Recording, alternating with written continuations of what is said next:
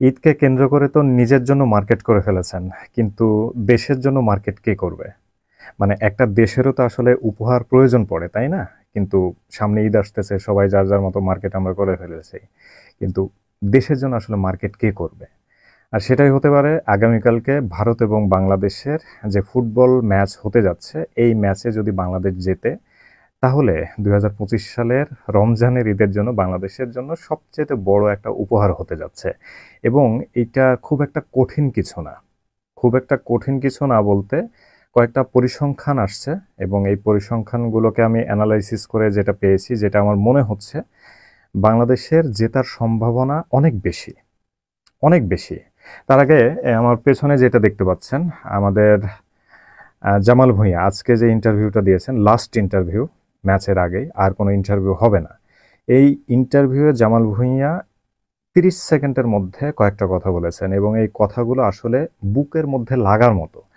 ওই কথাগুলো শোনার পরে আসলে আমি ঠিক থাকতে পারতেছি না। ওনার যে ক্রেজ, ওনার যে গলার টোন, ওনার যে বলার স্টাইল, এই সব কিছু অসাধারণ।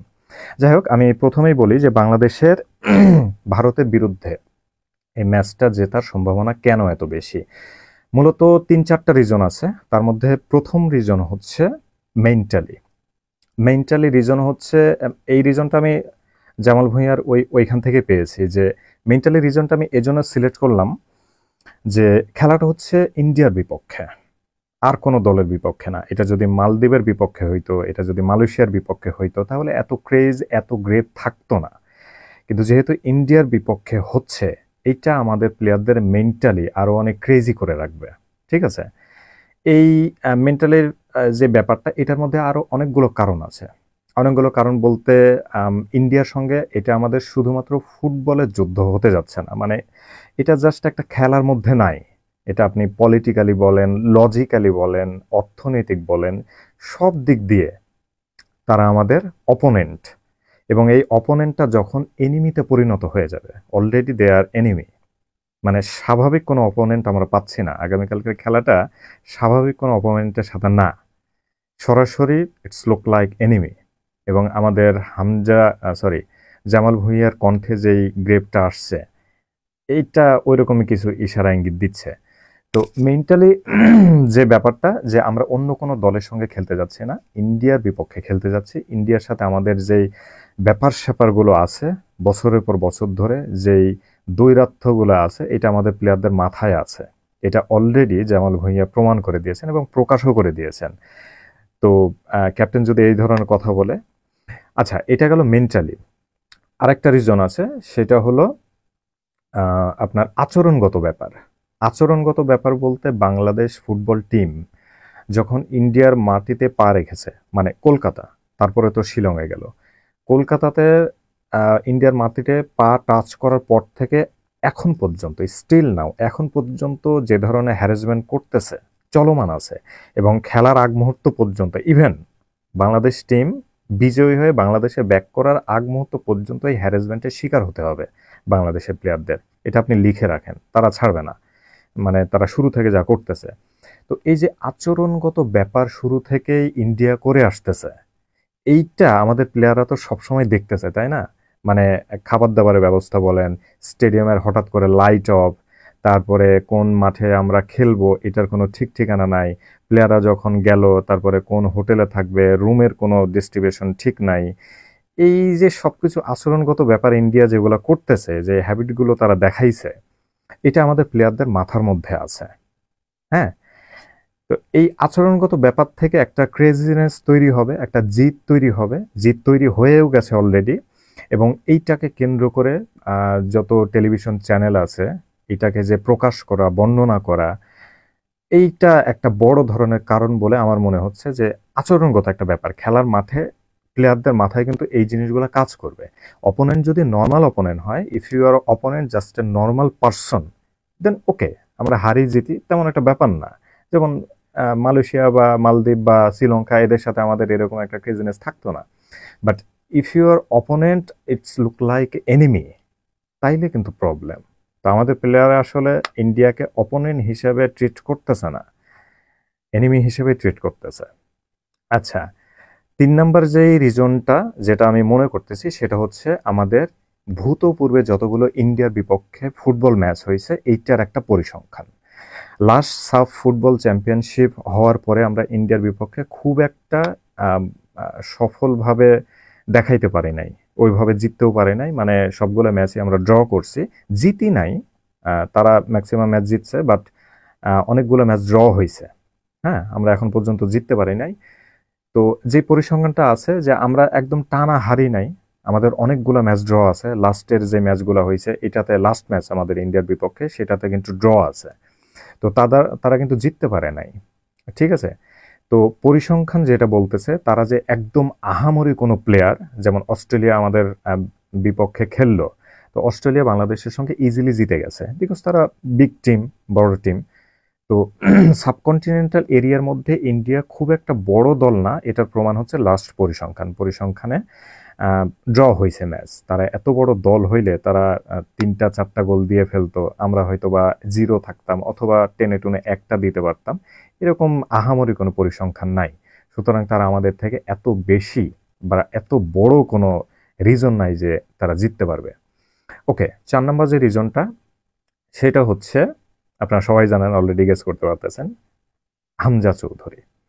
হামজা চৌধুরীর মতন এরকম একটা প্রিমিয়াম এবং ইংলিশ প্রিমিয়ার লিগে খেলা তথা ইংল্যান্ড জাতীয় টিমে খেলা প্লেয়ার হামজা চৌধুরী বাংলাদেশের হয়ে খেলতেছে ইন্ডিয়ার বিপক্ষে ফর দ্য ফার্স্ট টাইম। এই জিনিসটা বাংলাদেশের প্রত্যেকটা প্লেয়ারকে সবসময় অ্যাডভান্টেজ দিবে। আমাদের কোচের যে স্কিল ডেভেলপ আছে এটা তো চলতেছেই সেই শুরু থেকে, কোচ যখন থেকে ইনক্লুড হয়েছে বাংলাদেশ টিমে। কিন্তু হামজা চৌধুরী আসার পরে, মানে হামজা চৌধুরী অনেক ভালো খেলতে পারে, সে তার সেরাটা দিলে আমরা জিতবো, ব্যাপারটা এরকম না। যে যত উঁচু মানের প্লেয়ার সে তত স্কিলফুল, সে তত বেশি দক্ষ। আর হামজা চৌধুরী এমন একটা মাটির মানুষ, সে যতই বিদেশে বড় হোক, এমন একটা মাটির মানুষ, তার সমস্ত স্কিল আমাদের প্লেয়ারদের সাথে শেয়ার করছে। এবং শেয়ার করছে এটা, মানে তার লয়ালিটি দেখলেই বোঝা যায়, তার চেহারা, তার কথা বলা, তার মানুষের সাথে মিশে যাওয়া। এখন পর্যন্ত তার চেহারা আমি রাগ দেখি নাই। এত এত ইন্টারভিউ, এত এত মানে মানুষের উপচে পড়া ভিড়, এত এত প্রশ্ন, কোথাও দেখবেন না যে তার চেহারা কোনো বোরিং ফিল হয়েছে। তো এরকম একটা মানুষ যখন টিমে আসে, তো এরকম একটা স্কিলফুল মানুষ, তার স্কিলটা অবশ্যই ডিস্ট্রিবিউশন হয়েছে প্রত্যেকটা প্লেয়ারের সাথে, কোচের বাইরেও, কোচ তো আছেই। তো এইটা, এই লাস্টের রিজনটা যেটা বললাম হামজা চৌধুরী, এটা আমাদের ইন্ডিয়াকে বধ করার জন্য সবচাইতে বড় অ্যাডভান্টেজ, সবচাইতে বড়, আমি যে 3টা বললাম তার থেকেও বড় হামজা চৌধুরী এবং তার skill and his skill distribution. এটা যদি কমপ্লিটলি হয়ে থাকে, হয়ে গেছে অলরেডি, আমাদের প্লেয়ারদের যে উচ্ছ্বাস, আমাদের প্লেয়ার যে আম, আম, তাদের যে 2-1টা ইন্টারভিউ আমি দেখছি, তাদের যে ল্যাঙ্গুয়েজ, তাদের যে চেহারায় একটা আহ, মানে উজ্জ্বলতা ভাব, এটা দেখে বোঝা যাচ্ছে যে আমাদের প্লেয়াররা কতটা আত্মবিশ্বাসী। এখন আগামীকালকের পর্যন্ত আমাদের ওয়েট করতে হবে। তার আগে আমাদেরও কিছু দায়িত্ব আছে অ্যাজ এ দর্শক হিসাবে। আম, আচ্ছা, এখানে আরেকটা ব্যাপার আছে।